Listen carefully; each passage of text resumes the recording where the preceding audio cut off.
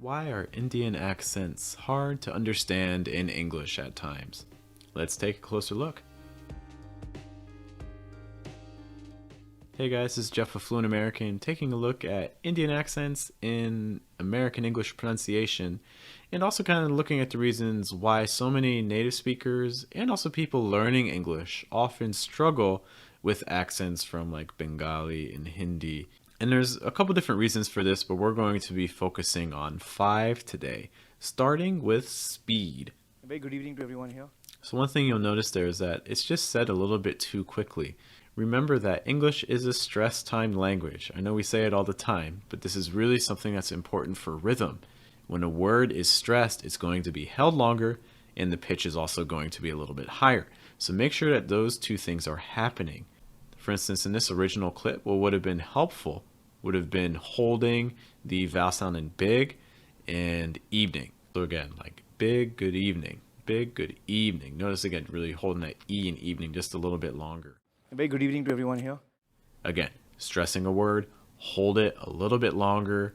It's going to help your listener identify the words that you're stressing. It started somewhere when I was a very small child, and it began with my mother, I think. Final L's. L's at the ends of words. Now, L sounds in English are a little bit difficult because they can have some different sounds depending on where they're placed. For instance, at the start of a word, you're typically going to raise the front of your tongue and make contact with the top of your mouth up here. And again, it'll sound like L, L. But at the end of a word, or sometimes even in the middle of a word, you're instead going to get like a dark L sound. So for that dark L, you're raising the back of your tongue, but lowering the front. And again, it sounds more like a So for instance, compare a word, for instance, like ball, ball. It's not usually going to be ball, where you raise that front of your tongue. Instead, it's going to be ball, where you raise the back of your tongue, drop the front of your tongue. Don't forget, subscribe to the channel. Oftentimes, when you're using a dark L too, you're going to close your mouth more. So again, the front of your tongue is down, and you're closing your mouth. For instance, in this word here, child, child. Again, compare that to the original. I was a very small child, and So instead of child, it's more child, holding again the front of your tongue down. You can also see this here. state level, national level.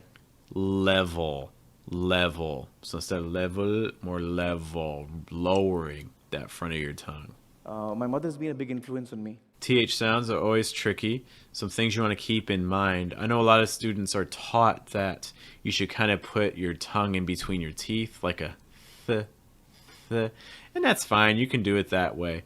But that can make transitioning to other sounds a little bit difficult. So my suggestion is to just very lightly press the tip of your tongue against the back of your top front tooth. And you can still get that th sound or th sound if it's voiceless. Just make sure that when you're making contact with your tongue and your tooth, that air is constantly flowing.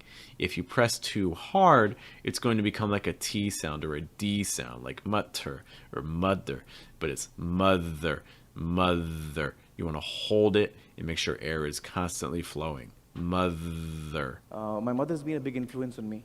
Another quick example too. I mean, her ability to think for another. Think. Think. Again, tip of your tongue making contact with your top front tooth. Our next point is somewhat related to our first point that we made. This time again focusing on vowel sounds. I'll narrate an incident of my life which stayed with me all along, and that's I used to play a lot of tennis when I was a kid. Here are examples of a couple of vowels that would have been a little bit clearer and more understandable if they were a little bit wider, a little bit more open.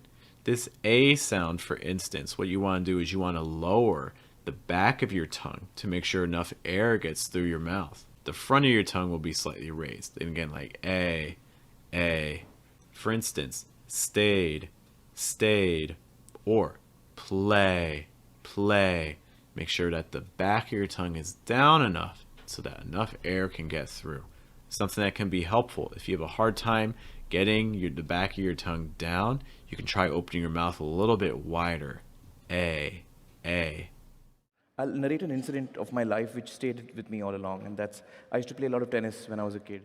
Our last point is again related to stress, but this time for individual words. There are lots of words that in a lot of Indian languages, the stress is going to be placed on a different part.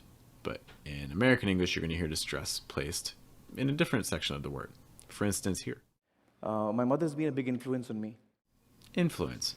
Influence. So for instance, when influence is being used as a noun, you're going to be stressing that first syllable, not the second. It's not influence, it's influence. He's a big influence on me, or she's a big influence on me. Stressing that first syllable.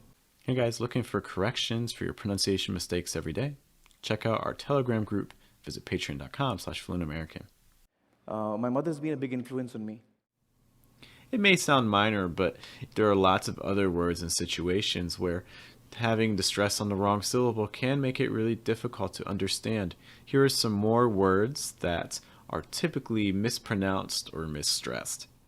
Although, information, discuss, development, register, communication, understand, technique, whenever, already, colleague, instead. Which of these sounds do you think is most difficult for your own pronunciation? Let us know in the comments.